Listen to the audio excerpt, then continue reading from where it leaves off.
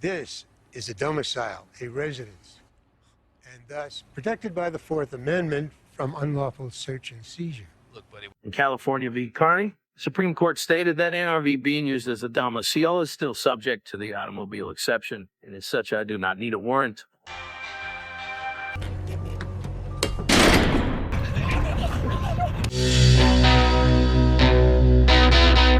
Well, that's probably at least how it should have ended. In the Season 3 episode of Breaking Bad titled Sunset, Hank finds the old RV Walt and Jesse used to cook meth with as they are getting ready to destroy it at a junkyard. Jesse and old Joe assert that the RV is a private domicile and that Hank needs a warrant to search it. And Hank actually relents and waits on the warrant. In the meantime, Walt has Saul and Francesca give Hank a fake phone call, leading him to believe Marie has been seriously injured in a car accident, causing Hank to speed off to the hospital. In the meantime, Walt and old Joe are able to scrap the RV and destroy the evidence. But wait a second. Did Hank really need a warrant in this scene? Couldn't he have just busted in and ended the show right here in Season 3, discovering Walt's secret, preventing the many deaths that would occur later on in the show, including his own? The answer? Yes, I believe he could have. And in order to explain why, I have to discuss the automobile exception. A case from 1925 called Carroll v. United States established the automobile exception, stating that the mobility of an automobile made getting a warrant impracticable, as vehicles can be quickly moved before a warrant could be secured. However, the main case analogous to what we see in Breaking Bad is California v. Carney from 1985. In Carney, the DEA, yes, the DEA, received a tip of a man in an RV exchanging marijuana for sex. The DEA agents observed Carney, the defendant, accompanying a youth up to his motorhome and closing the window shades. After an hour and 15 minutes, the youth came out and they were stopped by the police. The youth admitted that he had received marijuana in return for having sex with Carney. The youth returned to the home and knocked on the RV's door at the DEA agent's request. Carney stepped out, and without consent or a warrant, one of the agents entered the RV and discovered the marijuana. Carney is then arrested for the possession of marijuana for sale. Carney moved to suppress the evidence found because he asserted that the search violated his Fourth Amendment rights. In case you forget 7th grade civics and you need a refresher, the Fourth Amendment protects the rights of the people to be secure in their persons, houses, papers, and effects against unreasonable searches and seizures. Generally, a warrant is required to conduct a search, but exceptions of course exist. If a person's Fourth Amendment rights are violated, they are generally entitled to have that evidence suppressed, i.e. preventing it from being used in a court of law, under something called the exclusionary rule, which was made applicable to the states under Matt v. Ohio. Again, as always in law, exceptions exist as well. This case reached the Supreme Court, and they decided that the automobile exception made the search here reasonable, and that the agents had probable cause, and as such, the defendant was not entitled to have the evidence suppressed. Why? Well, essentially for two reasons. The ready mobility of the vehicle, the RV, and the presence of the vehicle in a setting that objectively indicates that the vehicle is being used for transportation. The court also explained that there are lesser expectations of privacy in vehicles in general, as they are already subject to extensive regulations and inspections. The court failed to give any weight to the fact that the automobile in Carroll was being used as a home either.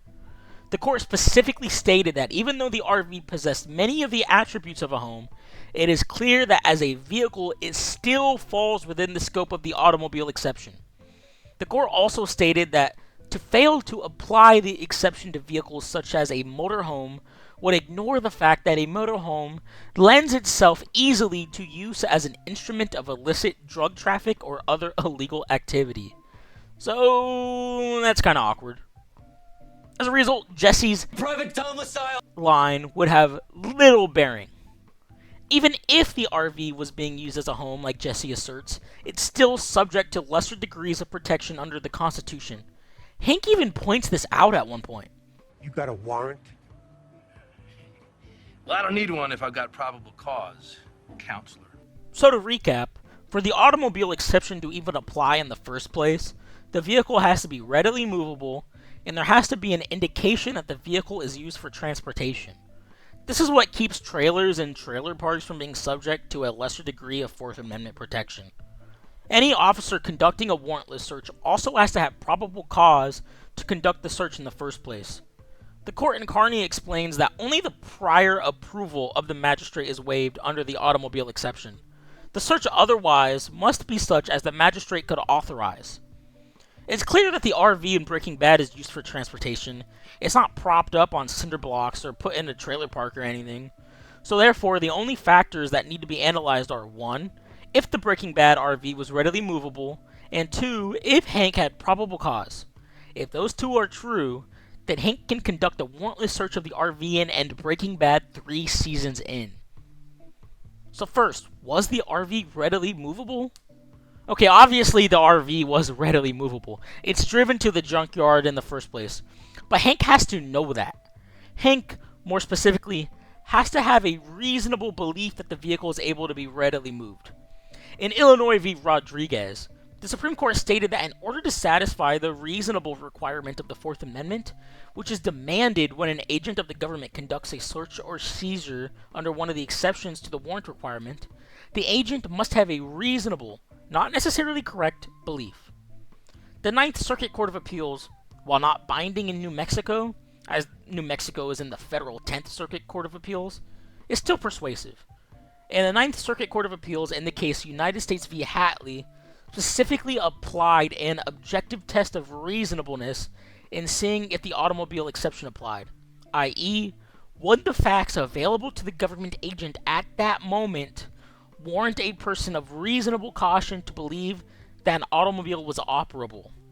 In Hatley, the court actually found that it would be unduly burdensome to require the police to establish that every car that appeared to be mobile was indeed mobile before making the search. Here, while yes, the RV is indeed at a junkyard, it is still a reasonable conclusion that it is still mobile. The tires aren't flat or anything, and while the RV definitely isn't a pretty sight, there are no other factors to indicate that it's immobile. It's not attached to anything else like a tow truck, or in a location that would imply that it can't be driven. It appears as if it was driven to its current location at the junkyard. Therefore, it's not likely an unreasonable conclusion that it's mobile. Despite the junkyard man's question that, Did you see us drive in here? How do you know it runs? you don't actually have to see it move. You just have to believe that it can be driven, that it can be moved. Since it is reasonable to conclude here that the RV can be moved, the automobile exception applies, and Hank can conduct a warrantless search, as long as he has probable cause. So now on to, does he have probable cause? Well, first, it's important to know what probable cause actually is.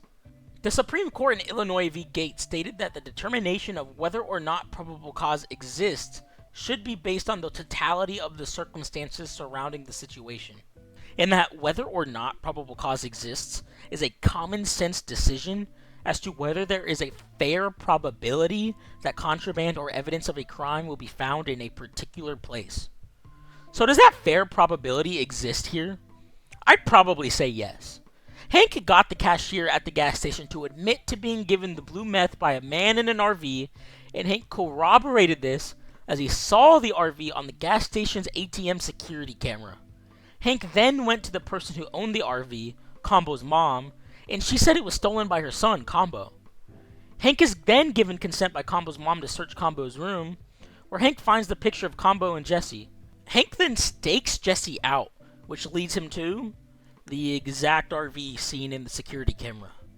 It's clear here that there is a fair probability contraband, i.e. the blue meth, will be found in the RV, since Hank has direct evidence that a person last driving the RV gave meth to the gas station clerk. That's a slam dunk for probable cause. Additionally, even without that, Combo's mom literally told Hank that the RV was stolen. Hank has probable cause just based on that, as evidence of the crime of stealing the RV may be found. The whole thing with the tape and bullet holes, irrelevant. Hank already had probable cause before he even pulled up. So if only Hank had knew the law, right? He could have saved many lives, even his own, even Gomi's, and stopped Walt before he went even deeper. The automobile exception to the Fourth Amendment's warrant requirement applied, and Hank did have probable cause. And as such, in this moment, Hank did not have to wait for a warrant to search the RV. He was swindled, he was lied to by Old Man Joe and Jesse inside the RV, and worse enough, he believed them. Hank could have just busted in without ever having to secure a warrant. In fact, that's what most cops would have done. This scene just puts Hank's ineptitude on full display.